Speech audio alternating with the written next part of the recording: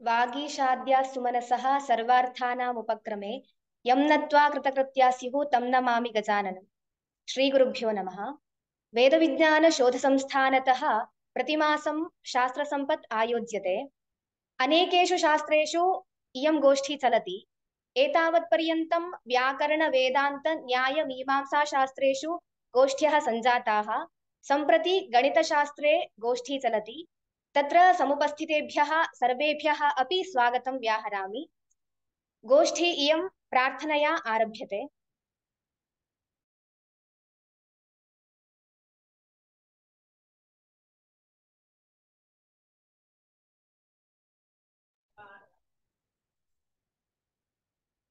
नमो गणेश नमो संकटनाश नमो दुरित विनाश नमो गणेश नमो संकटनाश नमो दुरित विनाश सिन्धुरसृष्टित सुन्दरवदना सिन्धुरसृष्टित सुन्दरवदना सुन्दरगुणसदना गणेश सुन्दरगुणसदना गणेश नमो गणेश नमो संकटनाश नमो दुरित विनाश महीपति सुत प्रभ विमले कदंता महीपति सुत प्रभ विमले कदंता इह पर सुखदाता गणेश इह पर सुखदाता गणेश नमो गणेश नमो संकटनाश नमो दुरित विनाश नमो गणेश नमो संकटनाश नमो दुरित विनाश नमो दुरित विनाश नमो दुरित विनाश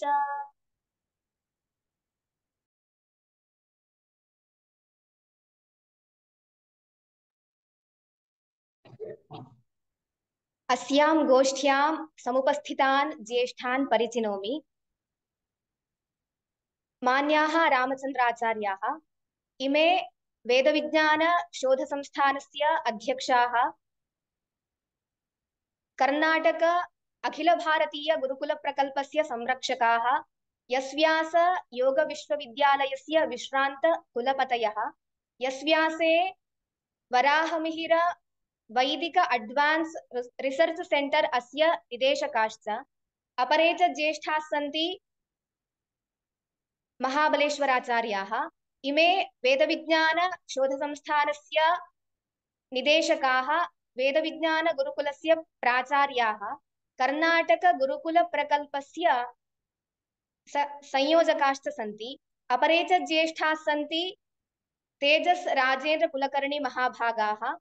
इमे महामहोपाध्याय देवदत्त पाटिलाचार्याणाम् अन्तिके दिनकर्यान्तं न्यायशास्त्रं तथा च प्राचीनगणिते लीलावती बीजगणितं सरलत्रिकोणमितिः बीज रेखागणितम् इत्यादि ग्रन्थान् अधीतवन्तः।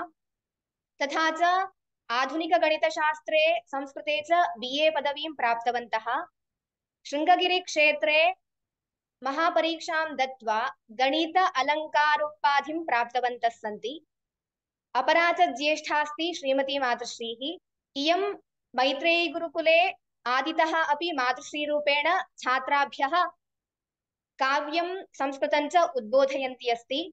अपरा च ज्येष्ठास्ति नेत्रा मातुश्रीः। इयमपि मैत्रेयी गुरुकुले 27 वर्षेभ्यः छात्राभ्यः गणितशास्त्रं बोधयन्ती अस्ति। अद्य अस्यां गोष्ठ्यां विषयनिरूपणं कुरुतः पल्लवी अनूपौ। तत्रादौ पल्लवी खहरः इत्यमुं विषयं निरूपयति। इयं मैत्रेयी गुरुकुले 12 वर्षाणां शिक्षणं समाप्य एकस्मात् वर्षात् छात्राभ्यः व्याकरणशास्त्रम् उद्बोधयन्ती अस्ति। प्रगतवर्षे कर्णाटक राज्यस्तरीय गणितशलाका स्पर्धायां सुवर्णपदकं प्राप्तवती अस्ति। द्वितीयश्च अनूपः वेदविज्ञानगुरुकुले इदं शोधनीयं शलाकायां किं प्राप्तवती? सुवर्णपदकं। गणितशलाकायां वा? सा तु श्रेया प्राप्तवती अस्ति किल? न, राज्यस्तरे उक्तवती सा। अनूपः तत्र वेदविज्ञानगुरुकुले एव श्रेयोगणे अर्थात् 5मे वर्षे अधीयानः।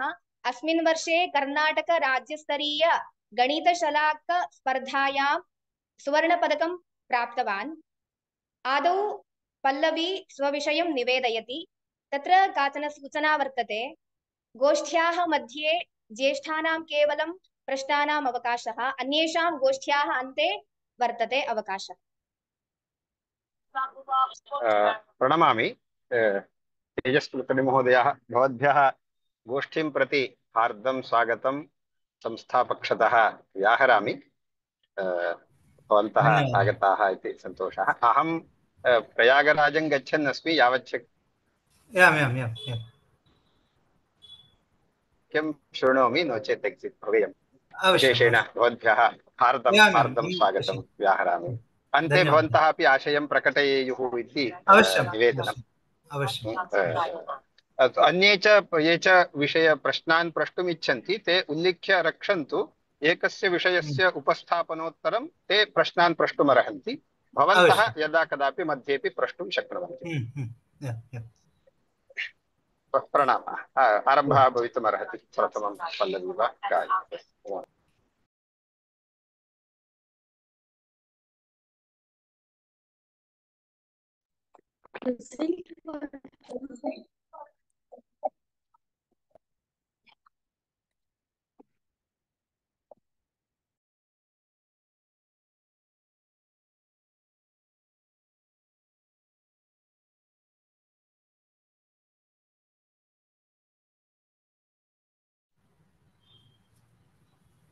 किमपि न श्रूयते, सिग्नल् नास्ति वा? का समस्या? न श्रूयते। यदि टेक्निकल समस्या अस्ति तर्हि प्रथमं अनूपः उपस्थापयतु, पश्चात् पल्लवी उपस्थापयतु। रवि आचार्य भवान् श्रूयते? इदानीं श्रूयते।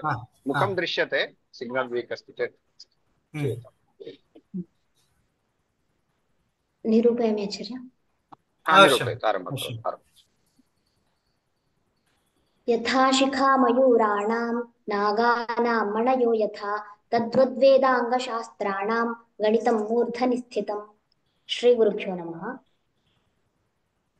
प्रज्ञाविवेकं लभते भिन्नैरागमदर्शनैः इति भर्तृहरिणा उक्तप्रकारेण अनेकेषां शास्त्राणाम् अध्ययनेन एव विवेकः उदेति। तत्र शास्त्रेष्वन्यतमं वर्तते ज्योतिषं। तस्य शास्त्रस्य अध्ययनार्थं गणितशास्त्रस्य नितान्तापेक्षा वर्तते इत्यस्मात् गणितशास्त्रम् अध्येतव्यं वर्तते। तत्र गणितम् इति श्रवणेन संख्याः स्मृतिपथम् आयान्ति। तत्र 11,000 इत्यादिभिः श्लोकैः संख्याः निरूपिताः गणितज्ञैः। इमाः संख्याः भावपदार्थं गणयन्ति, किन्तु अभावस्यापि पदार्थस्य गणनार्थं काचित् संख्या अपेक्षते इति धिया शून्यम् आविष्कृतं, येन च संख्यालेखनेपि सौकर्यं जातं। तत्र इत्थम् अभावद्योतकं भवति शून्यं। तत्र गणिते आदौ परिकर्माष्टकम् उच्यते। तत्र अष्टविधपरिकर्मसु गणितं शून्यं कथं प्रवर्तते, तत्रापि विशिष्य भागहारे शून्यस्य गतिः का इति आर्याद्वयेन ग्रन्थकर्ता लीलावत्याम् उपपादयति। तत्र यदि यावत् तावत् संख्या शून्येन युक्ता तदानीम् अपि च यावत् तावत् नाम किं भवति? अव्यक्तसंख्या इत्युक्तौ काचित् संख्या इति। अव्यक्तं सम्यक्। तत्र प्रेजेंटेशन् अपि क्रियते चेत् हा हा अवश्यम्। अवगमनसौकर्यं। सत्यं सत्यं।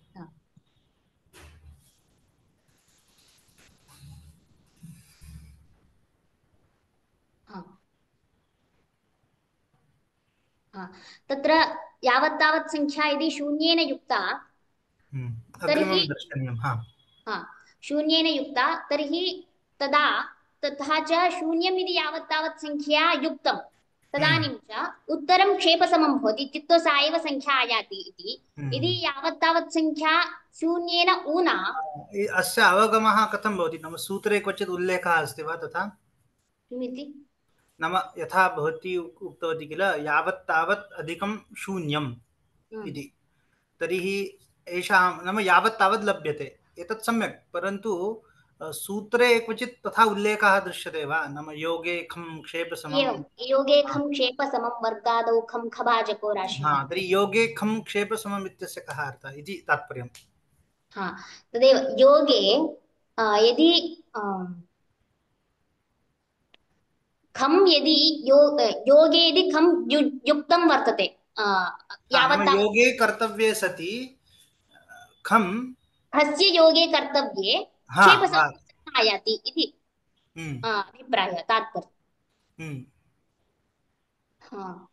तर्हि यत्र क्षेपः इति अस्ति किल, तत्र इदानीं कथं भवति?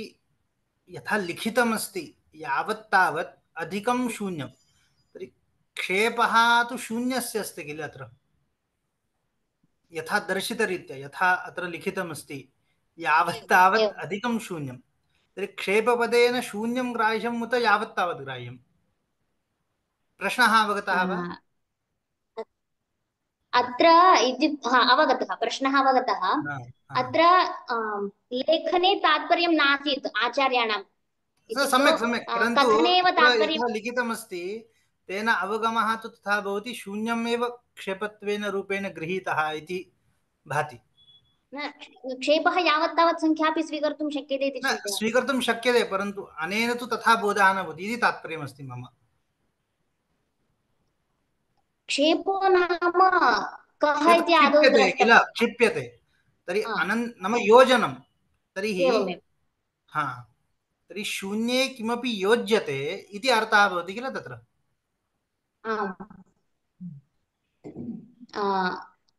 शून्येन यदि कथं भवति? मम तात्पर्यं कुत्र अस्ति? परिणामस्तु उभयतः अपि तुल्यः भवति, परिणामे न कोऽपि भेदः अस्ति, परन्तु यथा नाम तत्र यत् पदमस्ति पदैः कः अर्थः बुध्यते?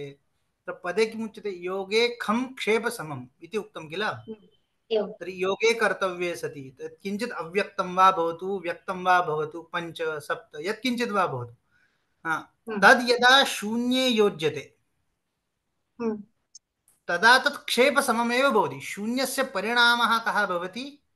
यत् क्षिप्तं तादृशः शून्यस्य परिणामः भवति। यदा शून्यं भवति, शून्ये यदि 5 योज्यते तर्हि शून्यं कीदृशं भवति? इदानीं 5 समम् इति अस्ति किल। एवं ग्रहणं तत्र अपेक्षितम्। यावत् तावत् अधिकं शून्यं किं भवति? तत्र शून्येन योगः इति अर्थः भवति। शून्यं योजितं यावत् तावत् इत्यस्मिन्। अस्तु, अवगतं किल मया किम् उच्यते? इदं योग्यं किल?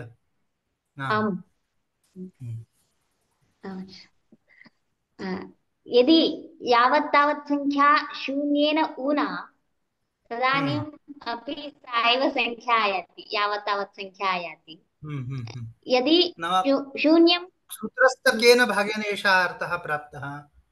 नाम श्लोकः अस्ति किल, श्लोकेन केन अंशेन नाम कैः पदैः एवम् अर्थः प्राप्तः इति तात्पर्यम्। खयोगे योगे खं क्षेपसमं वर्गात्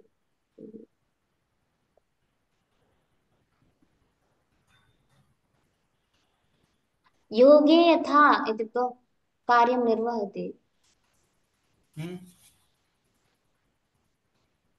कथमस्ति सम्पूर्णं? योगे खं खं क्षेपसमं क्षेपसमं वर्गादौ खं खवाजक इति वर्गादौ गतं। वर्गादौ खवाजको राशिः खर स्यात् खगुणः खं खगुणश्चिन्त्यश्च शेषविधौ शून्ये गुणके जाते हरश्चेत् पुनस्तदा राशिः अविकृत एव ज्ञेयः एव खेनोदितञ्च युतः खेन ऊनितञ्च खेन ऊनि खेनोनितश्च युतः। खेन खेन यदि ऊनि ऊनितः राशिः तर्हि तथापि ऊनितश्च अविकृत राशिः एव भवति इति अर्थः। खेन नाम शून्येन ऊनितः कश्चन तथापि अविकृत एव भवति इति तेन एषः अर्थः लभ्यते। यदि यदि कयाचित् यावत् तावत् संख्या शून्यं यदि ऊनं तदानीं चिह्नं परिवर्त्य सा यावत् तावत् संख्या आयाति इति। इदमपि तत्र संशोध्यमानं सुमृणत्वमेति इत्यत्र निरूपितं। तत्र बीजगणितस्थं सूत्रं संशोध्यमानं स्वं ऋणत्वमेति। ऋणत्वं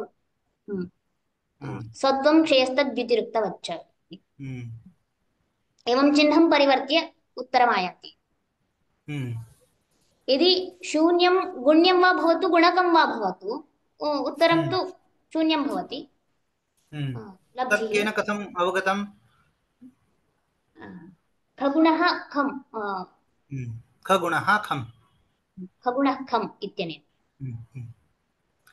खपदेन शून्यम् इति कथं गृह्यते?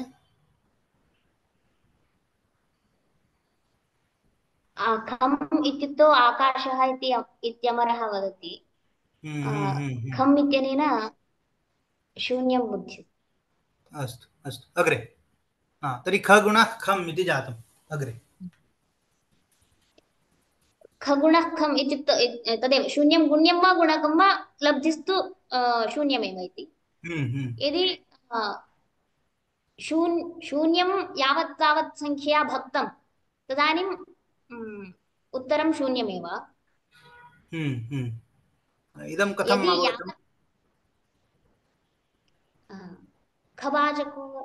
खबाजको राशिः वर्गादौ खं खबाजको राशिः खं भवति इत्युक्तौ खं या संख्या भाजयति तदानीमपि खं भवति उत्तरम्। यदि यावत् तावत् संख्या शून्येन भक्ता तदानीं उत्तरत्वेन लब्धित्वेन कः राशिः आयाति इति प्रश्ने उच्यते। पूर्वं वर्गादौ खम् इति उक्तमस्ति किल? क्रमेण यदि सूत्रं चिन्तयामः तत्र वर्गादौ तर्हि आदिपदेन किं ग्राह्यं तत्र? वर्गं वर्गमूलं घनं घनमूलम् इति। तर्हि वर्गादौ खम् इत्यनेन वर्गः घनः एवं सर्वत्रापि शून्यमेव इति तत्र तात्पर्यमस्ति आदिपदेन। इदानीम् अग्रे यदि शून्यस्य कृतिः क्रियते तर्हि शून्यमेव शून्यमेव लभ्यते। अग्रे तदेव यदि यावत् तावत् संख्या शून्येन भक्ता तदानीं कः राशिः आयाति इति प्रश्ने उच्यते खहरः आयाति इति। तदेव हि खरो नाम कः इति प्रश्नः अवश्यम् उदेति। खं हरः यस्य राशेः सः राशिः खहरः इति। खम् इत्युक्तौ शून्यं हरः इत्युक्ते छेदः एवञ्च भाजकस्थाने यस्य राशेः शून्यं वर्तते सः राशिः खहरः इति। तदानीं प्रश्नः उदेति यथा दशसंख्या द्वाभ्यां भक्ता तदानीं यथा पञ्च इति उत्तरमायाति तद्वत् अत्रापि निर्दिष्टां काञ्चित् संख्यां वदामः इति चेत् यदि केन काचित् संख्या भज्यते तदानीमपि निर्दिष्टां काञ्चित् संख्यां वदामः इति चेत् तत्र कृष्णदैवज्ञः इति कश्चन टीकाकारः स्वबीजपल्लवम् इति टीकायाम् इत्थं वदति यथा यथा भाजकस्य अपचयः तथा तथा लब्धेः उपचयः तथा सति भाजके परमापचये लब्धेः परमोपचयेन भाव्यम्। यदि लब्धेश्चेत् यत्ता उच्येत तर्हि परमत्वं न स्यात् ततोऽपि आधिक्यसम्भवात्। अतः लब्धेः इयत्ताभावे एव परमत्वं तदेव उपपन्नं खहरः अनन्तः राशिः इति। तत्र तथा हि तत्र उदाहरणार्थं षोडशसङ्ख्या यदि अष्टभिः भक्ता तर्हि लब्धिः द्वयम् आयाति। यदि एवमेव भाजकस्य अपचयं कुर्मः तर्हि षोडशसङ्ख्या यदि चतुर्भिः भक्ता तर्हि लब्धिः चत्वारि आयाति। एवं षोडशसङ्ख्या द्वाभ्यां भक्ता चेत् लब्धिः अष्ट आयाति। एवं षोडशसङ्ख्या एकेन भक्ता चेत् षोडश इति लब्धिः आयाति। इत्थं यथा भाजकः ह्रासं गच्छति तथा तथा लब्धिः वृद्धिं गच्छति इति दृष्टा। तर्हि यदि अत्र एकं नाम सन्दर्भं केवलं वदामि। तत्र व्यस्तत्रैराशिकं यदा उक्तमस्ति किल, तत्र जीवानां वयसा मौल्ये तौल्ये वर्णस्य हैमने भागः रेचराशीनाम् इति उक्तं किल, तत्रापि एवमेव अस्ति। यदा आधिक्यं भवति तत्र लब्धेः ह्रासः भवति, अतः व्यस्तत्रैराशिकं। केवलं सन्दर्भं प्रदर्शयामि तावदेव। अग्रे। एवञ्च यथा भाजकः ह्रासं गच्छति तथा लब्धिः उपचयं वृद्धिं गच्छति इति। तर्हि यदा भाजकस्थाने लघ्वी अत्यन्तं लघ्वी संख्या यदि भवति इत्युक्तौ अभावद्योतकं शून्यं यदि भाजकस्थाने भवति तर्हि परमोच्चसङ्ख्यया लब्धौ भवितव्यं। तर्हि यदि कस्याश्चित् संख्यायाः शून्यमेव नाम लघुभूता संख्या अस्ति वा? यतोहि भवती बीजगणितमपि वदति किल, संशोध्यमानं स्वमृणत्वमेति इत्यादिकं। शून्यमेव सर्वथा लघुभूता संख्या अस्ति वा? ऋणात्मकम् एकं ऋणात्मकं द्वयम् इत्यपि लघ्वी संख्या वर्तते खलु इति प्रश्नः उदेति। अहम् एवं चिन्तयामि, अत्र पदार्थस्य अभावमात्रं विवक्षितम्। अभावम् इत्युक्तौ एकेन ऊनं वा द्वाभ्यां ऊनं वा त्रिभिः ऊनं वा इत्यत्र नास्ति। अभावः वर्तते इत्युक्तौ शून्यं शून्यगामी संख्या इति उभयं वर्तते। इत्युक्तौ पुनः किञ्चित् मया न अवगतं, सम्यक् न श्रुतं। किम् इत्युक्तौ पदार्थस्य अभावमात्रम् अत्र विवक्षितं वर्तते। एकेन ऊनं वर्तते वा द्वाभ्यां ऊनं वर्तते वा इति न, ऊनता तु अस्ति इति वक्तुं शून्यम् आगच्छति इति। किमपि नास्ति इति वक्तुं शून्यम्। तत्र शून्यसंख्या शून्यगामी संख्या इति द्वयं वर्तते। तत्र प्राचीनगणितज्ञैः उभयस्थानेपि शून्यम् इत्येव पदं प्रयुक्तं वर्तते। अतः शून्यमेव अत्यन्तं लघ्वी संख्या इति तैः परिगण्यते। अस्तु। अतः परमोच्चसंख्या लब्धो भवितव्या इति। यदि कस्याश्चित् संख्यायाः इयत्ता वक्तुं शक्यते तर्हि ततोप्यधिका काचित् संख्या भवति इति भवति। यतः परार्धमिति दशगुणोत्तरा संज्ञाः व्यवहारार्थं कृताः इति पूर्वं तैरेव निरूपितम् इत्यस्मात् यदि महती संख्या परार्धमिति चिन्तयामः वयं तर्हि दशगुणितपरार्धमिति अवश्यम् उत्तरं वर्तते एव। अतः यस्याः संख्यायाः इयत्ता मौल्यं नास्ति सा एव संख्या लब्धो भवति इति वक्तव्यम्। इत्थञ्च यदि खेन काचित् संख्या यावत् तावत् संख्या भक्ता तर्हि कहरः अनन्तः इति उत्तरम् आयाति इत्येव वक्तव्यम् इति आचार्याणाम् आशयः। तत्र आधुनिकाः इत्थं वदन्ति, कश्चन दृष्टान्तः दर्शितः अस्ति किल, कहरो नाम तस्य स्वरूपं कथं भवति इति। वदामि। अस्मिन् विकारः करेण राशो इति किञ्चित् उक्तं किल। वदामि च। तत्र तस्मात् प्राक् आधुनिकानां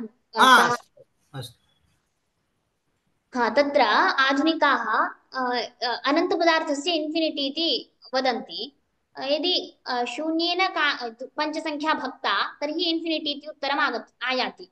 यथा इदानीं 5/0 = इन्फिनिटी। अतः इदं तु न वदन्ति ते, नाम अनडिफाइन्ड इति वदन्ति। तद् इन्फिनिटी अस्ति इति न, सर्वेषाम् एवं नास्ति, तद् निराक्रियते इति। नाम a/0 इति इन्फिनिटी इति न तेषाम् आशयः, तत् अनडिफाइन्ड मतलब तत्र किमपि न वक्तुं शक्यते इति अर्थः तेषाम्। तदेव इत्युक्तौ केषाञ्चित् आचार्याणाम् एवम् अभिप्रायः आसीत्, इदानीं सः परिवर्तितः वर्तते, नान् डिफैन्ड् इति उच्यते इति। कुतः एवं न वक्तव्यम् इत्यत्र इदम्। यदि अतः पञ्च is equals to infinity into 0 चेत् वधादौ वियत्खस्य खं खेन घाते इत्यत्र उक्तप्रकारेण यदि खगुणः राशिः खं भवति। अवगतं तत्र कथं भवति इन्फिनिटि इति लेखनापेक्षया अहं नाम किञ्चित् वदामि अत्र इन्फिनिटि इति कथनापेक्षया किञ्चित् इति चिन्तयामः किञ्चित् तत्र तर्हि तत् यत्किञ्चित् अस्ति तद् गुणितं शून्यं तु शून्यं भवति, तत्तु न पञ्च भवति। केवलम् इन्फिनिटि इति लेखनापेक्षया अहं किं वदामि तत्र यत्किञ्चित् इति चिन्तयामः सम्यक्। नाम यथा 12 भक्तं 2 6 लभ्यते एवं किल, तद्वदेव 5 भक्तं नाम शून्यं, शून्येन 5 संख्यायाः भाजनं कृतं, तर्हि किञ्चित् लभ्यते इति यदि चिन्तयामः तर्हि यत्किञ्चित् लभ्यते तद्गुणितं शून्यं तु शून्यं भवति, तत्तु न 5 भवति। अतः तत्र किञ्चित् कश्चन निश्चयः न भवितुमर्हति, अतः शून्येन भाजनं न भवति, प्रायः एवमेव आशयः किल अत्र कथने, नाम इन्फिनिटि इति लेखनेन। इत्युक्तौ यस्याः संख्यायाः एकता नास्ति इति अपेक्षितम्, इत्युक्तौ निर्दिष्टा काचित् संख्या नास्ति उत्तरत्वेन इति। सत्यं सत्यं। अतः तदेव तर्हि 5 इस् इक्वल्स् टु 0 इत्युक्तौ पञ्चसङ्ख्या तु शून्येन साम्यं न प्राप्नोति इत्यस्मात् पञ्चसङ्ख्या महती वर्तते शून्यापेक्षया। अतः इत्युक्तौ इन्फिनिटि इति न वक्तव्यम् इति आशयः। तत् स्थाने नाट् डिफैन्ड् इति वदन्ति। तर्हि तेषां ये इन्फिनिटि इति नाङ्गीकुर्वन्ति उत्तरत्वेन लब्धित्वेन, तेषां मते अनन्तपदार्थः एव नास्ति वा इति चेत् न। यदि 1 2 3 इति 11 शतसहस्र इति यदा संख्याः उच्यन्ते तदानीम् अन्तिमा यदि काचित् संख्या स्यात् तर्हि सा संख्या अनन्तेति कथ्यते इति प्रायः तेषाम् आशयः स्यात्। अपि च केचन इत्थं वदन्ति भाजकस्थाने शून्यं भवितुं नार्हति इति, यतः व्यवहारः एव नास्ति, व्यवहाराभावात् भाजकस्थाने शून्यं भवितुं नार्हति इति। अपि च अपरामपि उपपत्तिं ते प्रदर्शयन्ति। यदि पञ्चसङ्ख्या इदानीं द्वाभ्यां गुणिता तर्हि 10 उत्तरत्वेन आयाति। इदानीं लब्धिः वर्तते 10 गुण्यं 5 गुणकस्तु 2। यदि गुणकं लब्धिं गुणकांशभागेन यदि पुनः गुणयामः तर्हि पुनः गुण्यम् आयाति। यथा इदानीं 10 लब्धिः वर्तते, 10 संख्या लब्धित्वेन प्राप्ता वर्तते, सा संख्या गुणकांशभागेन इत्युक्तौ अर्धेन यदि गुणिता तर्हि गुण्यम् आयाति। नाम भक्ता इत्यर्थः तत्र किं भक्तम् इत्यर्थः किल, तत्र द्वाभ्यां भक्तम् इत्येव अर्थः, तत्र द्वाभ्यां गुणिता इत्युक्तौ द्वाभ्यां भक्तम् इत्येव अर्थः किल, तत्र अर्धेन गुणितं नाम द्वाभ्यां भक्तम् इति एवम् अर्धेन एवं द्वाभ्यां भक्तम् इति। इत्थं 5 इति उत्तरम् इत्युक्तौ गुण्यम् आयाति पुनः। किन्तु 5 यदि खेन गुणितं वर्तते तर्हि खगुणत्वात् खं भवति उत्तरं, लब्धिः खं भवति। तर्हि यदि लब्धिः गुणकांशभागेन पुनः गुण्यते तर्हि पुनः गुण्यं तु न आयाति इत्यस्मात् भाजकस्थाने शून्यं भवितुं नार्हति इति एतमपि इति पक्षम् उपस्थापयन्ति। किन्तु सत्यं व्यवहारार्थं गणितमिदम् आरब्धं सत्यं, किन्तु व्यवहारम् अतिरिच्य वर्धितम् इत्यस्मात् यथा अन्यासां संख्यानां संख्यात्वात् भाजकस्थाने स्थापयितुम् अवकाशः वर्तते, तद्वत् शून्यस्यापि संख्यात्वात् भाजकस्थाने स्थापयितुम् अवकाशः वर्तते इत्यस्मात् खेन यदि काचित् संख्या भक्ता तस्यापि उत्तरं वक्तव्यं, स च खहरः भवति इति उत्तरं वदामः इति आशयः। एवञ्च अयमंशः भास्कराचार्यैः आध्यात्मिकदृष्ट्यापि चिन्तितः वर्तते। तत्र इत्थम् आचार्याः भगवन्तम् अच्युतम् अनन्तस्य स्तवनं कुर्वन्ति। अस्मिन् विकारे खरे नराशावपि प्रविष्टेष्वपि निःसृतेषु बहुष्वपि स्याल्लय सृष्टिकाले नन्तेच्युते भूतगणेषु यद्वत् इति। तत्र यथा प्रलयकाले बहूनां भूतगणानां प्रवेशनेन अनन्ते अच्युते प्रवेशनेन अथवा बहूनां भूतगणानां सृष्टिकाले निस्सरणेन सः प्रलयकाले महान् न भवति, सृष्टिकाले च लघुर्न भवति। इत्थञ्च विकारः अनन्ते अच्युते यथा न दृष्टः तद्वत् घरराशावपि विकारः न दृष्टः इति अस्याः संख्यायाः एकताभावादेव तत्र काचित् संख्या घरराशिना युक्ता चेदपि अथवा घरराशौ ऊना चेदपि कोऽपि विकारः न सम्भवति। यथा अत्र घरराशिः वर्तते a/0 इति घरराशिः वर्तते। सः राशिः यदि c/d इत्यने इत्युक्तौ a/0 plus are minus c/d is equals to a/0 plus अत्र यदि व्यवकलनं वा कर्तव्यम् अथवा संकलनं वा कर्तव्यं तर्हि समच्छेदः कर्तव्यः। एवञ्च अन्योन्यहाराभ्यातौ हरांशौ इत्यत्र उक्तप्रकारेण यदि समच्छेदं कुर्मः इत्युक्तौ अत्र समच्छेदः कर्तव्यो नाम शून्येन गुणनं कर्तव्यम्। यदि शून्येन गुणनं क्रियते तर्हि a/0 प्लस् आर् minus t into 0/d into 0 तर्हि a plus 0/0 is equals to a/0 इति। यदि काचित् संख्या युज्यते अथवा काचित् संख्या ऊन्यते अन्ततो गत्वा घरराशिरेव तिष्ठति इति आध्यात्मिकदृष्ट्यापि अयम् अंशः चिन्तितः शङ्कराचार्यैः। अपि च अन्ते तत्र यदि भाजकस्थानेपि शून्यं वर्तते गुणकत्वेनापि शून्यं वर्तते तर्हि कथं कार्यं कर्तव्यम् इति निरूपयन्ति। तत्र कः खगुणो निजार्धयुक्तस्त्रिभिश्च गुणितः खरतस्त्रिषष्टिः इति प्रश्नः कृतः। इत्युक्तौ यावत्तावत् संख्या खेन गुणिता निजार्धेन युक्ता त्रिभिः गुणिता खेन हृता लब्धिः यदि त्रिषष्टिः इत्यायाति तर्हि सा यावत्तावत् संख्या का इति तस्याः इति प्रश्नः। तत्र यदि गणेशदैवज्ञः इति टीकाकारः स्वबुद्धिविलासन्याम् इत्थं वदति।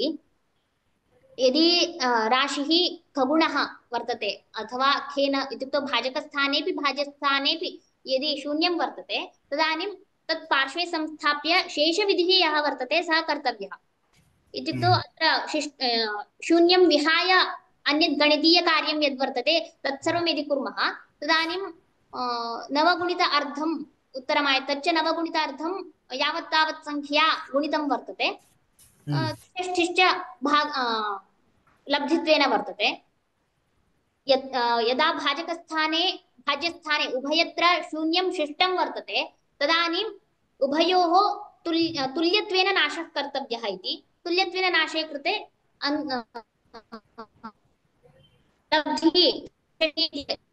लब्धिः वर्तते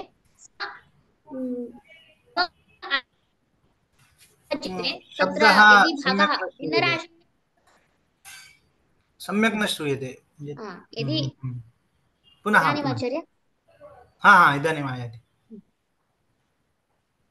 त्रिषष्ठिसंख्या यदि नवगुणित अर्धेन भज्यते इत्युक्ते यदि भिन्नभागहारः कर्तव्यः तर्हि छेदं लवञ्च परिवर्त्य हरस्य शेषः कार्योत्थभागहरणे गुणनाविधिश्च इति उक्तत्वात् छेदं लवञ्च परिवर्त्य गुणनविधिः कर्तव्यः। अतः त्रिषष्ठिसंख्या सम्यक् तर्हि 14 इति लभ्यते तद् योग्यं, परन्तु यद् लिखितम् अस्ति किल तत्र किञ्चित् कश्चन दोषः अस्ति इति भाति। यतोहि नाम कथं क्रमेण यदि चिन्तयामः तर्हि कथं भवति, कश्चन अज्ञातः राशिः तत् स्थाने x इति लिखितमस्ति इति मन्ये। अग्रे किम् अस्ति, कथं प्रश्नः अस्ति, निजार्धयुक्तः निजार्धेन युक्तः। तत्र 1/2 टाइम्स x अस्ति वा 1/2x अस्ति? 1/2x। हाँ तर्हि तो x/2 इति x/2 इति वक्तुं शक्यते। हाँ इति वा लेखनीयं तत्र 1/2 x/2 x जातमस्ति। हाँ x/2 इति कर्तव्यं। हाँ x/2 अपेक्षते। हा एवञ्च हा पुनः तत्र शून्यमपि अपेक्षते। यदि पङ्क्तेः योजनां कुर्मः बुद्धिविलासिन्यां हा तर्हि सः कथं वदति, यः तत्र शून्यं यत् अस्ति किल, तर्हि शून्यं गुणकस्थाने, नाम यथा सः गुणकः भवति किल, कोएफिशियण्ट् इति वदामः आधुनिकगणिते, तद्वत् शून्यं तत्र लेखनीयं सर्वत्र। केवलं तस्य खगुणः खम् इति न कार्यम्। एवं खगुणः कम् इति तत्र केवलम् x न आयाति, x गुणितं शून्यम् इति आयाति तत्र। एवं यथा भवति तत्र 1/2x लिखितं, तत्र एवं लेखनीयं वस्तुगत्या x इंटू 0/2। तदा एव अधः सम्यक् लिखितमस्ति शून्यं गुणितं 3/2x इति। परन्तु उपरि अपि तत्र शून्यं लेखनीयम्, अन्यथा तथा बोधः न भवति। यथा बुद्धिविलासिन्याम् उक्तमस्ति, सा वदति शून्यः सहगुणकत्वेन रूपेण केवलं स्थाप्यः, यदि अग्रे हरः शून्यम् आयाति तर्हि तुल्य सहगुणकः पुनः छेदे शून्यः प्राप्तः, तर्हि तुल्यत्वात् तयोः नाशो भूत्वा राशिः लभ्यते। यदि न तर्हि खगुणः खम् इति कार्यम्। लेखने कश्चन तत्र दोषः अस्ति। अस्तु, प्रथमपङ्क्ति अवगतं मया, किं वक्तुम् इच्छन्ति तत् ज्ञातं, परन्तु तत्र एवं लेखनीयम्। सम्यक्। अग्रे इत्थञ्च यावत् तावत् संख्यायाः मौल्यं 14 इति आयाति इति निरूपितं तैः। इत्युक्तौ आधुनिकास्तु एवं चिन्तयामि, आधुनिकास्तु यदि शून्येन शून्यं भज्यते तर्हि इन्डिटर्मिनेट् इति काचित् संख्या आयाति इति उत्तरम् आयाति इति वदन्ति। तत्र पक्षः वर्तते। इत्युक्तौ यदि समान भाजकस्थानेपि भाज्यस्थानेपि यदि समाना संख्या वर्तते तर्हि सर्वत्र एकमिति उत्तरं दृष्टम्। यदि 13 संख्या भक्ता तर्हि एकम् उत्तरं दृष्टम्। अपि च यदि शून्यं भाज्यस्थाने वर्तते तर्हि शून्यमिति लब्धित्वेन दृष्टम्।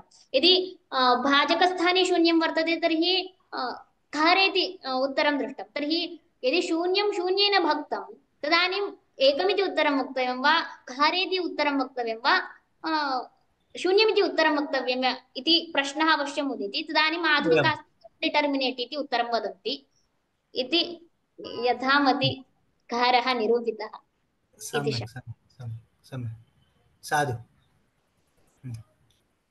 अग्रे इदानीं केचन प्रश्नाः भवन्ति वा? अन्येपि प्रष्टुम् इच्छन्ति तर्हि इदानीं प्रष्टव्यं किल? आम्, इदानीं द्वित्राः प्रश्नाः भवितुमर्हन्ति, पश्चात् अनूपः निरूपयिष्यति इति आचार्यः। एवं तर्हि प्रश्नान् पृच्छन्ति वा केचन? प्रष्टुमर्हन्ति, ते अन्म्यूट् कृत्वा।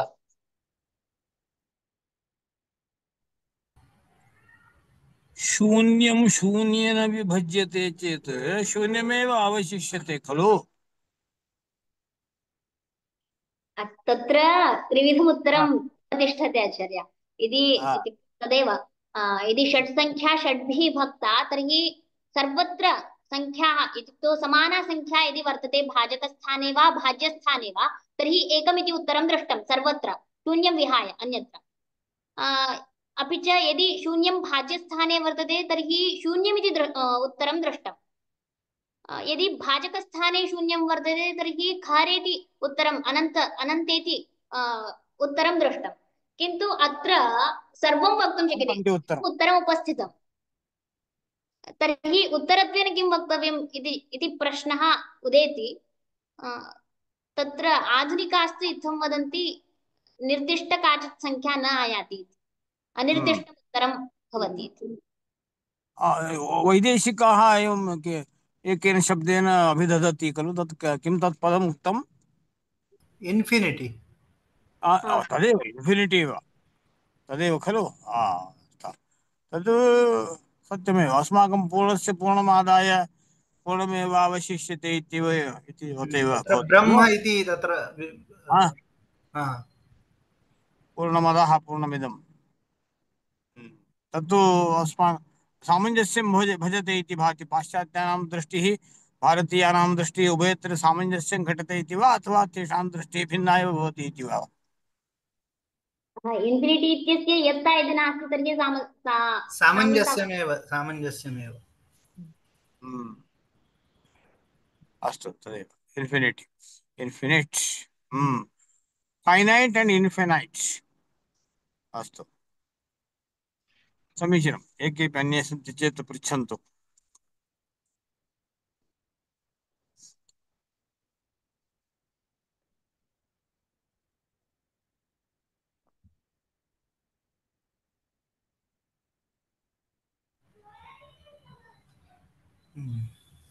यदि प्रश्नाः न सन्ति आचार्यः अग्रे गच्छामः। अवश्यम् अवश्यम्। तर्हि अग्रे अनूपः सम्प्रति निरूपणं करोति।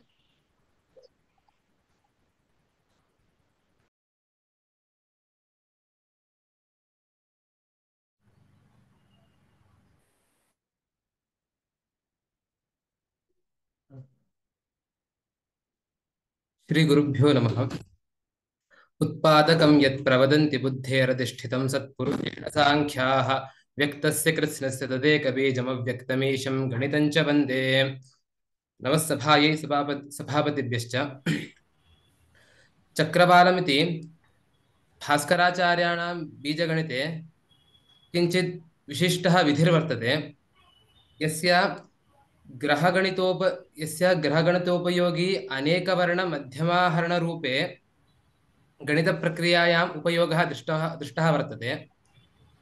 अत्र वर्गप्रकृतिसमीकरणे यदा क्षेपं रूपं भवति तदा कनिष्ठमूलं ज्येष्ठमूलम् एतयोः आनयनार्थमेव अयं विधिः प्रवृत्तः वर्तते।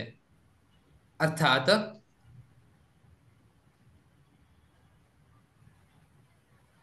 चक्रवालमित्यत्र समीकरणस्य रूपं भवति nx² + 1 = y² इति। अत्र xy एतयोः शोधनार्थम् एव अयं विधिः उक्तः वर्तते। अत्र चक्रवालमिति किमर्थम् उच्यते नाम तत्र किञ्चित् तत्र x तु अस्माभिः साधनीयं, तदनुगुणं y सिद्ध्यति किल? आम् सिद्ध्यति। कनिष्ठमूलेन साध्यते तदनुसारेण तर्हि एकं डिपेण्डेण्ट् एकम् इण्डिपेण्डेण्ट् इति भवति किल तत्र वेरियेबल्। एवञ्च n इति किं भवति तत्र? n इति प्रकृतिरिति उच्यते। तदग्रे किम् इति अहं निरूपयामि। एवं अत्र चक्रवालमिति या संज्ञा सा अन्वर्था एव, यतः अत्र उभयोः समीकरणयोः वर्गप्रकृतिकुट्टकयोः रथाङ्गचक्रवत् वलनम् अथवा परिवर्तनं दृश्यते। अतः अस्य विधेः चक्रवालमिति संज्ञा दत्ता वर्तते। चक्रवालविधेः निरूपणार्थं तयोः समीकरणयोः परिचयः किञ्चित् अपेक्षितं भवति। अतः तयोः परिचयः कार्यते। वर्गप्रकृतिर्नाम समीकरणं यत् nx² ± c = y² इति रूपेण भवति, तस्य समीकरणस्य वर्गप्रकृतिः इति संज्ञा भवति। अत्र अवयवानां विशिष्टा काचित् संज्ञा वर्तते। यथा अत्र n इत्यस्य प्रकृतिरिति संज्ञा, x इत्यस्य कनिष्ठमूलं, c इत्यस्य क्षेपकं, y इत्यस्य ज्येष्ठमूल्यम् इति संज्ञा भवति। समीकरणमिदं वर्गस्वभावकम् अथवा वर्गप्रकृतिकं वर्तते इत्यतः वर्गप्रकृतिः इति अस्य समीकरणस्य संज्ञा भवति। अन्ततो गत्वा वर्गः लभ्यते इति तात्पर्यं तत्र। एवं द्वितीयं वर्तते कुट्टकमिति। यत्र समीकरणे a∝ ± k = b⁴ इति रूपेण यदि समीकरणं, तर्हि तस्य कुट्टकमिति संज्ञा। अत्र च अवयवानां भाज्यः a इत्यस्य भाज्यः, k इत्यस्य क्षेपकं, b इत्यस्य भाजकमिति संज्ञा, तथा α β एतयोः क्रमेण गुणकः तथा लब्धिरिति संज्ञा भवति। एवं एकम् उदाहरणं स्वीकृत्य इदानीं चक्रवालविधिः निरूप्यते। यत्र इदानीम् उदाहरणे प्रकृतिर्वर्तते 11, क्षेपं रूपम् अत्र कनिष्ठज्येष्ठमूलयोः आनयनं कथम् इति चेत् आदौ यत्किञ्चित् इष्टं कनिष्ठं कल्पनीयं तस्य वर्गः अनन्तरं प्रकृतिः एतयोः यः घातः तस्मिन् तादृशं क्षेपं योजनीयं येन ज्येष्ठं मूलदं भवति। यथा अत्र प्रकृतिज्येष्ठवर्गयोः घाते यदि 5 योजयामः तर्हि 49 लभ्यते यस्य मूलं 7 भवति। तथा च एवं समीकरणे प्राप्ते अस्मिन् समीकरणे यत् कनिष्ठम् अनन्तरं ज्येष्ठं तथा क्षेपकम् एतेषां त्रयाणां क्रमेण कुट्टकसमीकरणस्य भाज्यक्षेप भाजकस्थाने निवेशः कर्तव्यः। तथा च इदानीम् एवं निवेशे कृते समीकरणं सिद्ध्यति 2α + 7 = 5 बीटा इति। एवं इदानीम् अत्र कुट्टकविधिः कर्तव्या। एतत् सर्वं किमर्थं क्रियते? इदानीं कुट्टकम् इदानीम् आरब्धं किमर्थं? कुट्टकविधिः किमर्थम् आरब्धा इति? इदानीं भवता इष्टं स्वीकृतं वर्गप्रकृत्या इदानीं 7 संख्यायाः वर्गः इति साधितम्। एतावत् पर्यन्तम् अवगतं सम्यक् अस्ति। इष्टं द्वयं तस्य वर्गः 4 गुणितं 11 चतुश्चत्वारिंशदधिकं 5 तत् 7 वर्गः इति सम्यक् अस्ति। इदानीं कुट्टकविधिः किमर्थम् आरब्धा? यतः यत् कनिष्ठं तद् किं कनिष्ठवर्गप्रकृत्योः यः घातः तस्मिन् रूपे योजिते मूलदम् इति अपेक्षितमस्ति। तदर्थं विधिः श्लोकेन एवमेव उक्तमस्ति। सम्यक् अस्ति, परन्तु इदानीं भवता यथा इष्टं 2 कल्पितं तत्स्थाने 3 कल्पयति तर्हि त्रयाणां वर्गः 9 भवति। 11 गुणितं 9 99 भवति किल? अधिकं 1 10 संख्यायाः वर्गः साक्षात् एव उत्तरं लभ्यते। तर्हि एतावान् प्रयासः किमर्थम्? परन्तु अवगतं किल मया यद्? आम्, परन्तु यदा प्रकृतिः अधिका भवति, उदाहरणार्थं 7+100 इति स्वीक्रियते चेत् तत्र इदं ट्रयल् एंड एरर् मेथड् इति अलं न भवति। अतः एषा विधिरुक्ता अस्ति। यः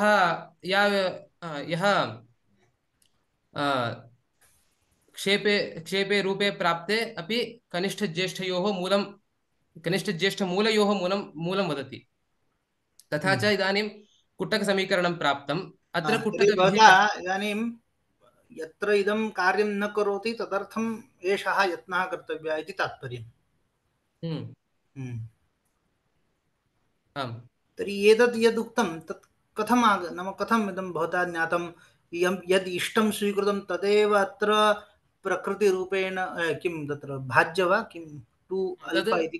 तर्हि भाज्यः सः एव ग्राह्यः, पुनः 7 इत्येव क्षेपः अत्र ग्राह्यः। एवं कथम् अवगतम्? इदं श्लोकेन ज्ञायते। तत् श्लोकः अस्ति श्लोकः सः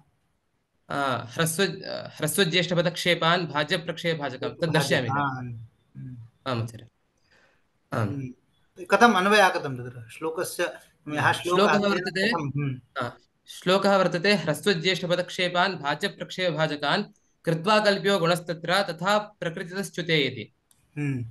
तथा इदानीं वर्गप्रकृतिसमीकरणे यत् ह्रस्वज्येष्ठपदक्षेपाः वर्तन्ते तान् क्रमेण कुट्टकसमीकरणस्य भाज्यप्रक्षेपभाजकस्थाने स्थापनीयं कृत्वा। तर्हि ह्रस्वं यद् भवति तद् भाज्यं भवति।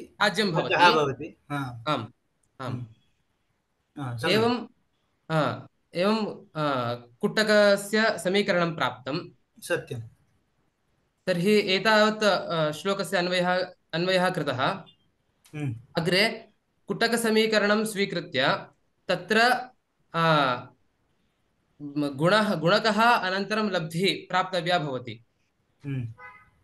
तथा च तत्र कुट्टकप्रक्रिया प्राग् नाम प्रकरणात् प्राक् निरूपितं वर्तते। पूर्वं निरूपितमस्ति। अतः तस्य तत् सिद्धवत्कृत्य इदानीं गुणकः लब्धिश्च स्वीक्रियते। गुणकः चतुष्टयं एवं तद् न दर्शयति वा कथम् आगतम् इति? प्रक्रिया अस्ति। तत्र वल्लीरचना कर्तव्या भवति अत्र। तद् न भाजकः अनन्तरं तद् न लिखितुं शक्यते वा अत्र वल्लीप्रक्रियां? तत्र स्वारस्यं भवति किल किञ्चित् कथम् आगतम् इति। इदानीम् अत्र यः भाजकः वर्तते एकदा वा दर्शयतु, तर्हि अग्रे तथा गच्छामः। यथा सिद्धवत् कृत्वा एकदा वा दर्शयति वा? आचार्य, इदानीं यः भाजकः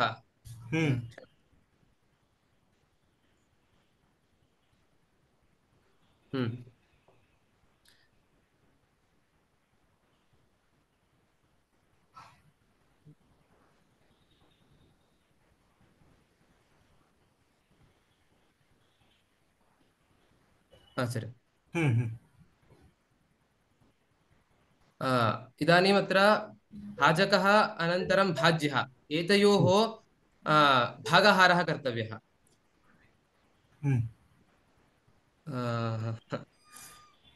श्रमः अस्ति वा लेखने? सर, श्रमः भवति वा लेखने? नास्ति सर। तर्हि अत्र भागः कर्तुं न शक्यते, अतः शून्यं स्वीक्रियते। तथा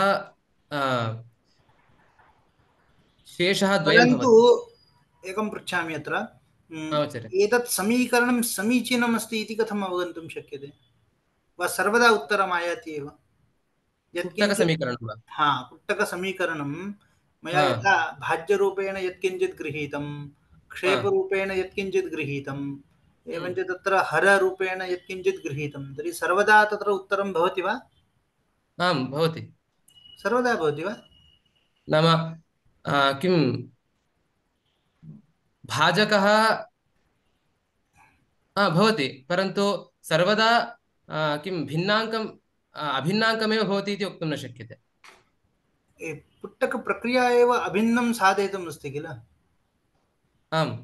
तर्हि इदं तु न वक्तव्यं, नाम सर्वदा भिन्नाङ्कः लभ्यते इति। इदानीम् एकं प्रश्नं यदि अहं पृच्छामि, अत्र भाज्यः अस्ति 2, हरः अस्ति 4, क्षेपः अस्ति 7, अत्र उत्तरं लभ्यते वा?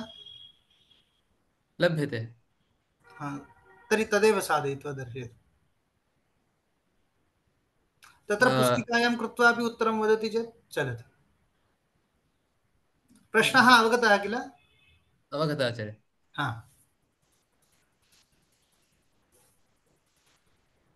इदानीम् अत्र हरस्थाने चतुष्टयं स्वीकृतं, 4 इति कृतं मया। तर्हि अत्र अपवर्तनं कार्यं। यतः नाम सर्वदा यः शेषः सः एकं भवेत्, तथा अस्माभिः समीकरणं स्वीकर्तव्यं। तर्हि अत्र किं यावत् विभाज्ये भवतीह रूपम् इति सूत्रं। यावत् विभाज्ये भवतीह रूपम् इति उक्तत्वात् तथा सति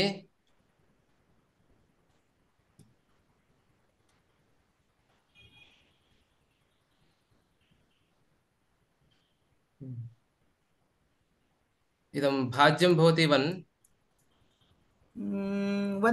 मया तु 2x इत्येव स्थापितं। तयोः किम् अपवर्तनं यदा क्रियते तदा एवं लभ्यते।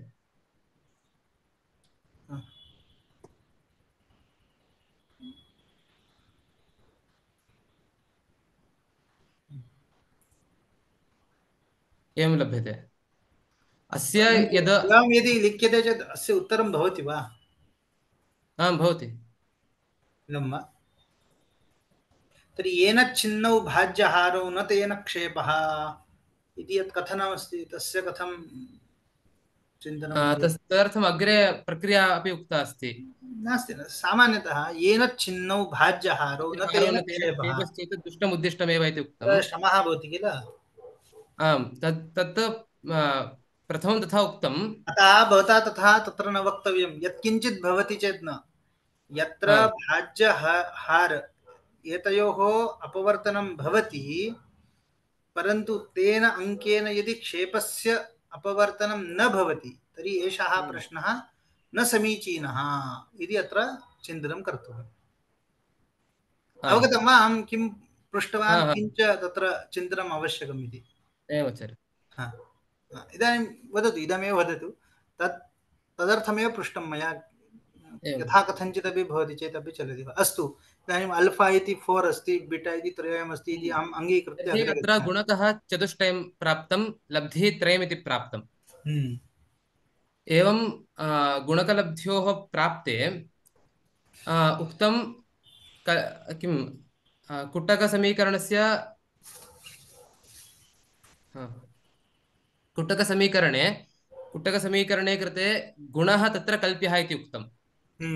गुणः कल्पितः, ततः परं प्रकृतितः च्युते इति उक्तं। या प्रकृतिः नाम अस्माभिः आदौ यत् इष्टाङ्केन यत् वर्गप्रकृतिसमीकरणं कृतं, तत्र या प्रकृतिः नाम अत्र 11 तेन वर्गः न्यूनीकर्तव्या। गुणकस्य वर्गः यः आल्फा इति यत्र स्वीकृतं, तस्य गुणकस्य वर्गः प्रकृत्या ऊनितः भवेत्, अथवा सः वर्गः तेन वर्गेण प्रकृतिः ऊनिता भवेत्। तदग्रे अस्ति प्रकृतितश्च्युते इति आरम्भे प्रकृतितः च्युते गुणवर्गे इति उक्तं। गुणवर्गे प्रकृत्योनेव अतः विकल्पः उक्तः। एवं द्विधा अपि कर्तुं शक्यते, परन्तु अत्र लक्ष्यं किं नाम यः शेषः भवति, नाम तयोः व्यवकलने सति यः शेषः भवति तद् अल्पं भवेत्, तथा अस्माभिः व्यवकलनं कार्यमत्र। एवं कृत्वा अग्रे उच्यते तत्तु क्षेपहृतं क्षेपः व्यस्तः प्रकृतितः च्युते इति। नाम इदानीं कथं भवति, इदानीं क्वचित् यः गुणकः प्राप्तः सः अतीव लघुभूतः भवति, तर्हि अल्पं न भवति, तर्हि किं कर्तव्यं तदा? तत्र भावना वा अथवा वर्गप्रकृतौ यत् किं न, तत्र प्रायः अहं मन्ये इष्टा हतस्वस्वहरेण युक्ते ते वा भवेतां गुणाप्ति इत्यनेन गुणकस्य यथा सामीप्यं भवेत् तथा चिन्तनं कर्तव्यं, स्वीकर्तव्यं भवति। आम् आचार्य।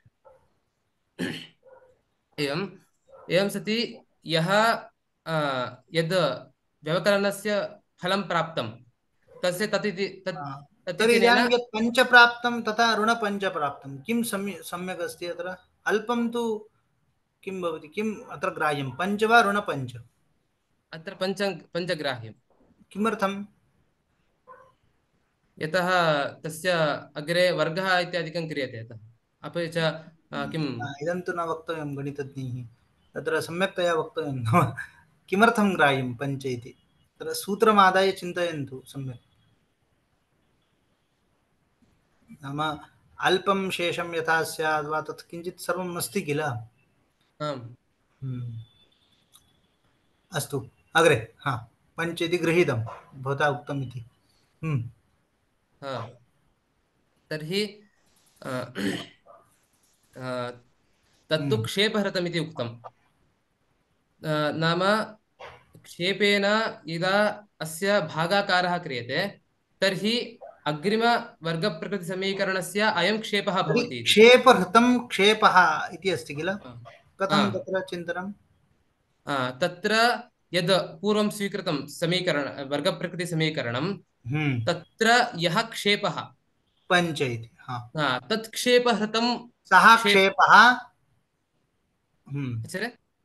सः क्षेपः नाम वर्गप्रकृतौ यः क्षेपः सः अनेन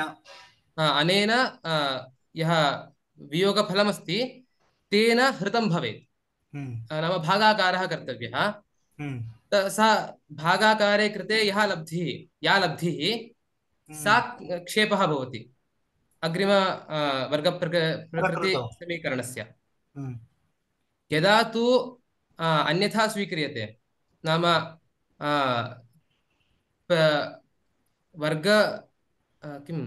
वर्गः यदि प्रकृत्या ऊनितः भवति प्रकृतितः वर्गः यदि ऊनितः भवति तर्हि यदि या लब्धिर्भवति सा व्यस्ता भवेत् नाम यदि ऋणं तर्हि तद् धनं भवेत् यदि धनं तर्हि तद् ऋणं भवेत् एवं कृत्वा अग्रे उक्तं गुणलब्धिः पदं ह्रस्वं ततो ज्येष्ठमतो सुकृत इति अत्र एकमिति क्षेपं लब्धं तर्हि वर्गप्रकृतिसमीकरणस्य कनिष्ठमूलं किं भवति इति चेत् गुणलब्धिः उभयतापि एकमेव लब्धम् इति आशयः भवताम् अत्र आम् पञ्चमी यदा भक्तं तथापि एकमेव लब्धं तथापि एकमेव लब्धम् अत्र तु एकम् आं सर् तर्हि एषः क्षेपः नाम यत् आरम्भे यत् उदाहरणम् आसीत् वर्गप्रकृतेः तत्र क्षेपः प्राप्तः आम् यद् उद्दिष्टं तस्य क्षेपः अस्ति अयं सत्यम् आम् एवं गुणलब्धिः यत् कुट्टकस्य या गुणलब्धिः सा ह्रस्वपदं भवति नाम कनिष्ठं पदं गुणलब्धिः इत्यनेन कथं ग्रहणं कर्तुं गुणलब्धिः इत्युक्ते नाम कुट्टकप्रक्रियायां या लब्धिः इति तथा वा परन्तु गुणलब्धिः इति अस्ति किल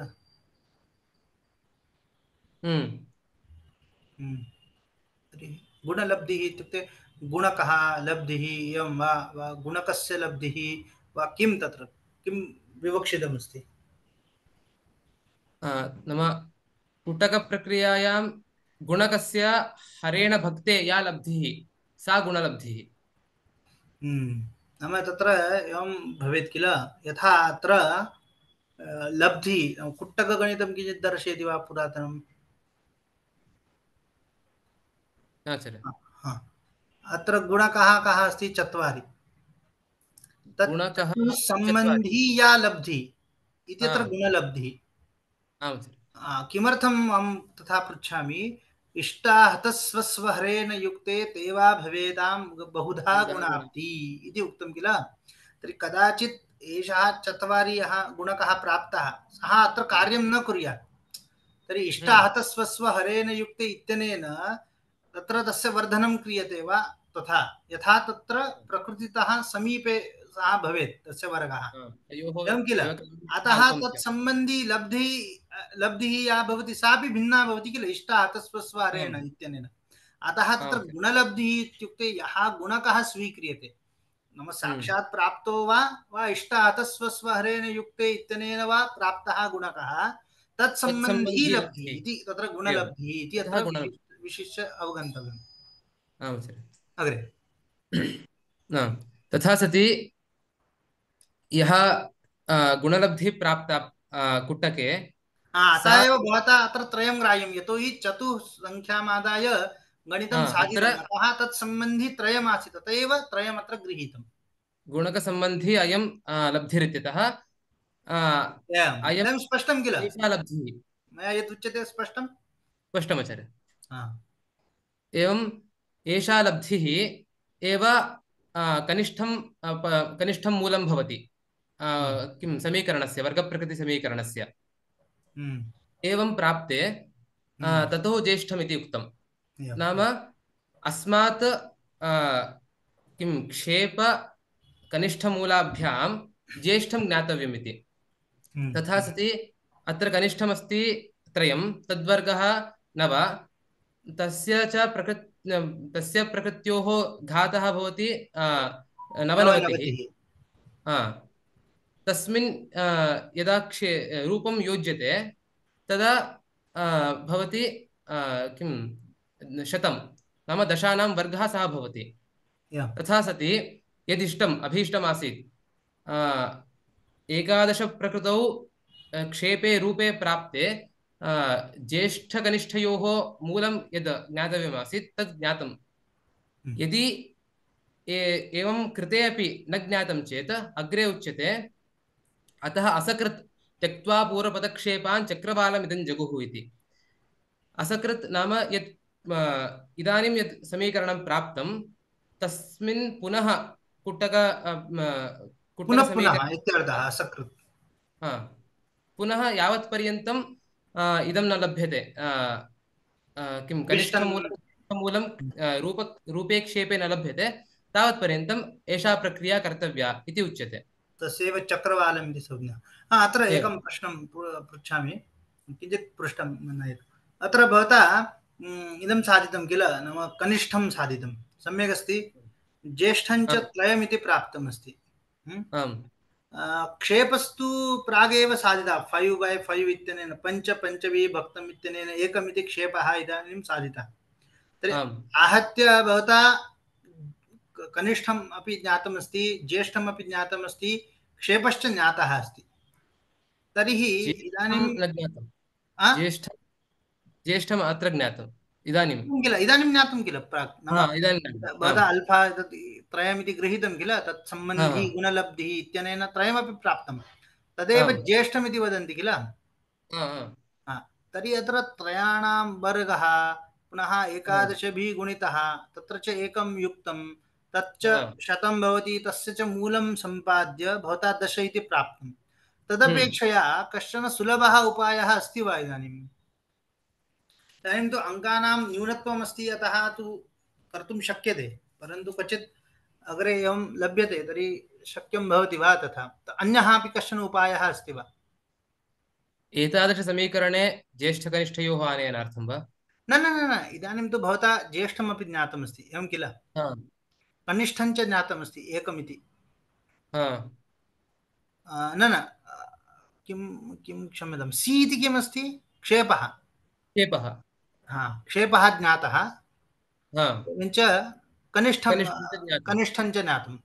तर्हि ज्येष्ठं सम्पादयितुम् इदानीम् एतद् यदुक्तं तदतिरिक्तः कश्चन मार्गः अस्ति वा अस्याम् अवस्थायां? नाम इदानीम् एक्स् इति प्राप्तं भवता, सी अपि प्राप्तं।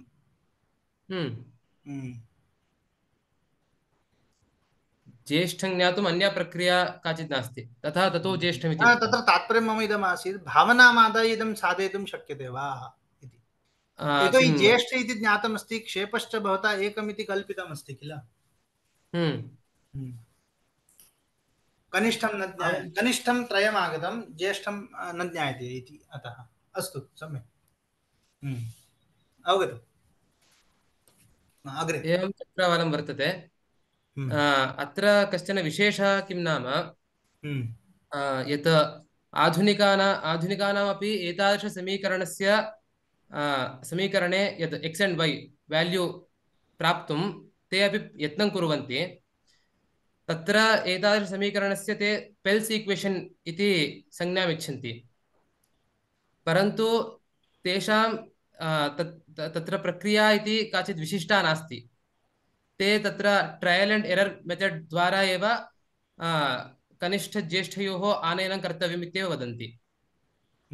अतः तेषां यदा किं प्रकृतिः अधिका भवति, नाम 7+100 वा 67 वा अथवा 1/6 भवति, तत्काले तेषां तदनुसारेण कनिष्ठज्येष्ठयोः आनयनम् अत्यन्तं क्लिष्टं भवति। अपि च यत् इदानीं कृतकबुद्धिर्वर्तते, AI इति यद् वदामः, तस्मिन्नपि एतादृशसमीकरणानाम् उत्तरं प्राप्तुं न शक्यते। एकदा मया यत्नः कृतः 7+100 प्रकृतौ किं कनिष्ठं ज्येष्ठं लभ्यते इति पश्यामः इति यदा मया यत्नः कृतः, तत्काले अपि मया कनिष्ठज्येष्ठयोः मानं तेन न प्राप्तम्। अतः इयं या प्राचीन विधिरस्ति सा सुलभः अनन्तरं समीचीनमिति अस्माभिः ज्ञेयमिति।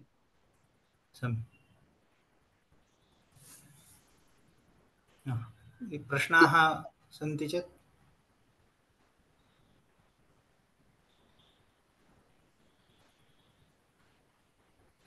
यदि अन्येषां प्रश्नाः सन्ति प्रष्टुमर्हन्ति।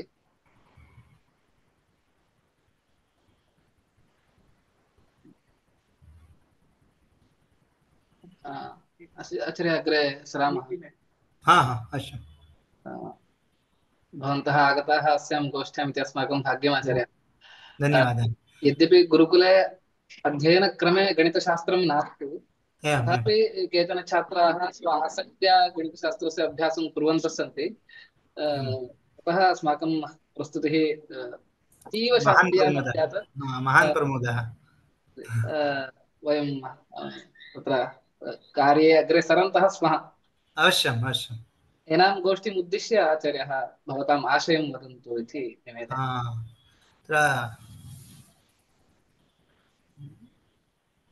श्रीगुरुभ्यो नमः। सः अत्यन्तसमीचीनः अत्र विचारः अस्ति। यतोहि अस्मत् आचार्याः सर्वदा वर्णयन्ति न्यायव्याकरणादिविषयाणां तु इदानीं सर्वत्र चिन्तनं भवति, सम्यक्तया निरूपणञ्च इदानीं जायमानमस्ति। तत्र 20 संवत्सरात् पूर्वं तत्रापि श्रमः आसीत्, परन्तु कैश्चित् तत्र यत्नः कृतः बहुत्र, अतः इदानीं काचित् समीचीना स्थितिः अस्ति इति वक्तुं शक्यते। तद्वदेव अस्माभिः अन्येषां विषयाणां कृते अपि कश्चन यत्नः इदानीं विधेयः, तर्हि अग्रिम 20 वत्सरानन्तरं तत्रापि समीचीना स्थितिर्भवितुम् अर्हति। तत्र च एकम् अस्ति गणितमिति। यतोहि गणिते तु अस्माकं बहवः ग्रन्थाः वर्तन्ते, तत्र आर्यभटीयम् अस्ति, लीलावती वा, बहवः ग्रन्थाः वर्तन्ते। तर्हि तेषां क्रमेण पठनपाठनम् इदानीं कर्तव्यं, तत्र च चिन्तनं सम्यक्तया कर्तव्यं। तेन कदाचित् संशोधनं भवितुमर्हति, नूतनविचाराः तत्र भवितुमर्हन्ति। तत्र च पुनः आधुनिकगणितमपि किञ्चित् पठनीयं, येन तत्र अस्माभिः परस्परसम्बन्धानां चिन्तनमपि कर्तुं शक्यते। तर्हि यत्र स्थगितमासीत् भारतीयगणितं तस्य वर्धनं भवितुम् अर्हति। तर्हि एतादृशी गोष्ठी वा सभा वा भवति चेत् तद् अत्यन्तम् उपकारकं भवति। छात्राणां च उत्साहः भवति, अरे कश्चन श्रोता अस्ति, अत्र अस्माभिः एवं रीत्या किञ्चित् उपस्थाप्यते चेत् तत्र शोधनं भवति, विषयाणां चिन्तनेन इतोपि तत्र प्रमेयाणां स्पष्टीकरणं भवति। तर्हि अत्यन्तम् एतत् योग्यम् अस्ति। एवञ्च अत्र पुनः पुनः एवं भवति चेत् सम्यक्। यथा अन्तर्जालमाध्यमेन जातं, कदाचित् अस्माभिः साक्षात् वा मिलितुं शक्यते चेत् अत्रत्याः अपि केचन छात्राः वर्तन्ते, गणितस्यैव पाठशाला चलति, आदिनं ते गणितमेव पठन्ति। यथा न्यायपाठशाला भवति, वैयाकरणानां व्याकरणचिन्तनं भवति, तद्वदेव अत्र आदिनं गणितस्यैव चिन्तनं, श्लोकानाम् अन्वयादिदर्शनं चिन्तनं चलति। तर्हि अवश्यं तत्र मेलनं कृत्वा अस्माभिः गणितशास्त्रे सम्यक् कार्यं कर्तुं शक्यते। अत्यन्तं महान् आनन्दः इदं सर्वं चलति, सम्यक् चिन्तितमस्ति। नाम तथा पाठनं न भवति चेदपि स्वबुद्ध्या चिन्तितं अतीव समीचीनमस्ति। धन्यवादः अत्र आह्वानं कृतम्, एवञ्च एवं कार्यक्रमः आयोजितः। आयोजकेभ्यः धन्यवादः। अपरा च मातृश्रीः वर्तते, नेत्रा मातृश्रीः इति। अस्माकं यत् कन्यागुरुकुलं, मैत्रेयीगुरुकुलम् इति, तत्र स्थित्वा सा पाठयति। तदेव इदानीम् अध्यापनं कृतवती अपि वर्तते पल्लव्याः। सा स्वकीय आशयं किञ्चित् वदतु इति अहं निवेदनं करोमि।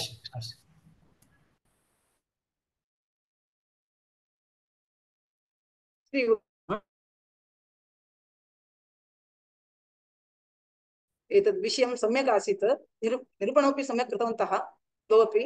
परन्तु मम आशयः किम् इत्युक्ते, तेजसाचार्य किम् अस्ति, सः आन्लैन् वा आफ्लैन् वा कदापि आगत्य एतादृश तत्र अवश्यमेव एतादृश गणितविषयम् अध्ययनं करणीयमिति बहु बालकाः अपि सन्ति, छात्राः अपि सन्ति। तदा आशयं भवन्तः अङ्गीकृत्वा पाठनकार्यं शीघ्रम् आरम्भं करणीयमिति मम निवेदनम्। अवश्यम् अङ्गीक्रियते। अत्रापि केचन यदि प्रेषयन्ति चेदपि वरं भवति अत्र पाठशालायां। तर्हि अत्र स्थित्वा ते सम्यक् 5 वर्षेषु सम्यक् चिन्तनं कृत्वा महापरीक्षां दत्वा तत्र अध्यापकत्वेन आगन्तुं शक्नुवन्ति। एवञ्च इदानीम् आन्लैन् रूपेण अपि वयं चालयितुं शक्नुमः। एवञ्च यदि कश्चन छात्रः बालः अस्ति सम्यक् इच्छति पठितुं तर्हि अत्र अस्माभिः अवश्यं तत्र अवसरः दीयते, अवश्यम् अत्र व्यवस्था कल्प्यते। इतोपि मम आशय इत्युक्ते गुरुकुलपक्षतः एतादृश व्यवस्था कुर्वन्ति चेत् इच्छा याः सन्ति ताः पठितुं अवश्यम् अवश्यम् अवश्यम् अवश्यं मम तु तत्र सहयोगः अस्ति, पाठने श्रमः नास्ति। भवन्तं सम्यक् उक्तवन्तः। इदानीं तत्र न्यायशास्त्रस्य अध्ययनं भवति, भिन्नभिन्नशास्त्रस्य अध्ययनं भवति, परन्तु गणितविषये एतादृश गुरुकुले अध्ययनं नास्ति। तद् नास्ति, परन्तु अत्र तु आरब्धमस्ति, तर्हि तस्य इदानीं लाभं गृहीत्वा वयं चालयितुं शक्नुमः अग्रे।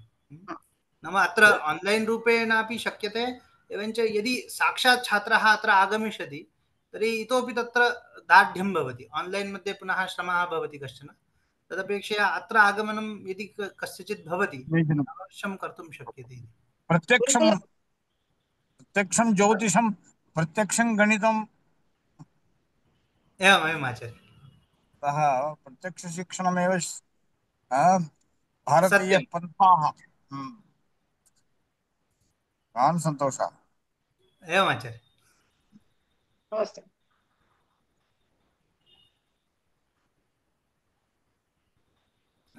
न श्रूयते।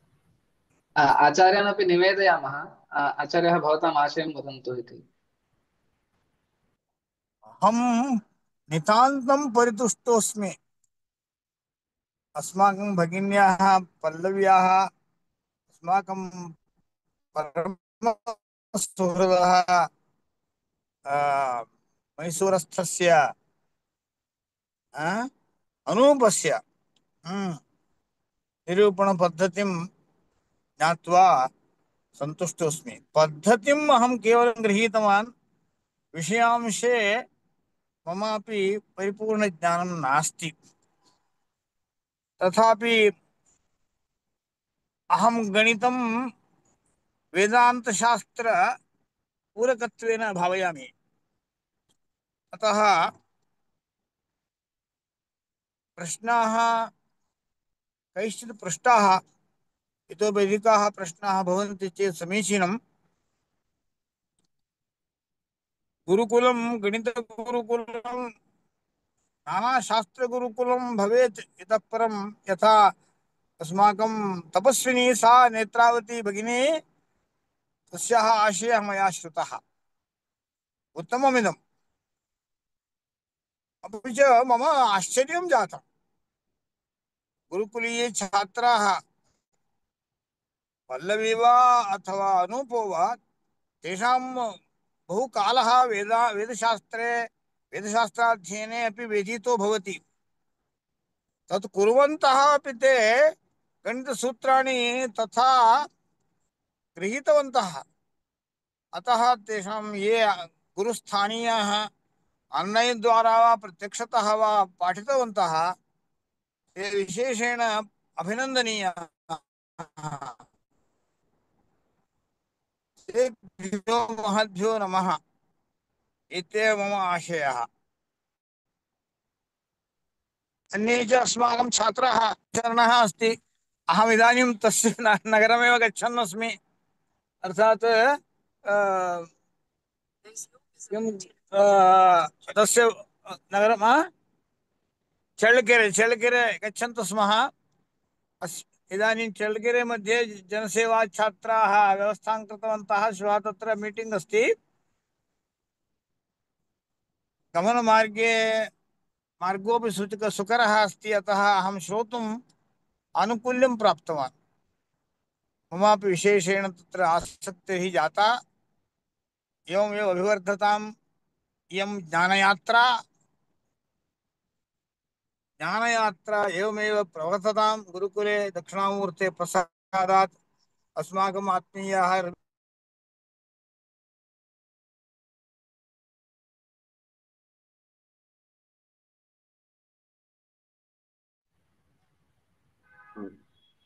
न श्रूयते, रेंज प्रॉब्लम्स।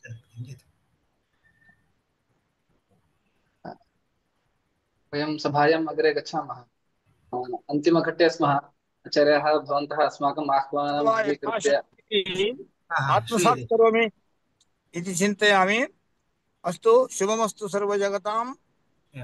परहितनिरताः भवन्तु भूतगणाः, दोषाः प्रयान्तु नाशं, सर्वत्र सुखी भवतु लोकः इति नागानन्दीयनाटकस्य भरतवाक्यम् अहं श्रावयितुम् इच्छामि।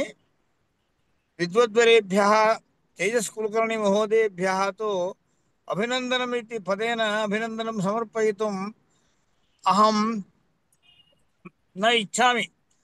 तेषां प्रत्यक्षतः गुरुकुलम् आगत्य पाठः भवेत्, तेषाम् आनुकूल्यदृष्ट्या वयं योजयामः।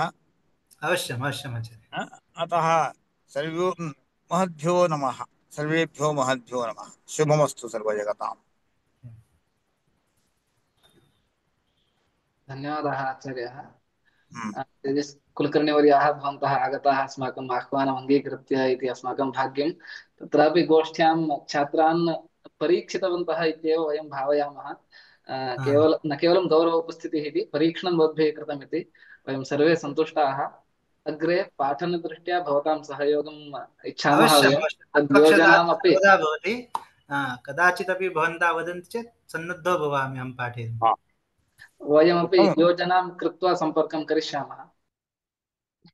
पुनरपि सर्वेभ्यः धन्यवादः वचांसि वदामः। कार्यक्रमस्य मङ्गलं कुर्वन्तु इति मैत्रेयी गुरुकुले निवेदनं करिष्यामि।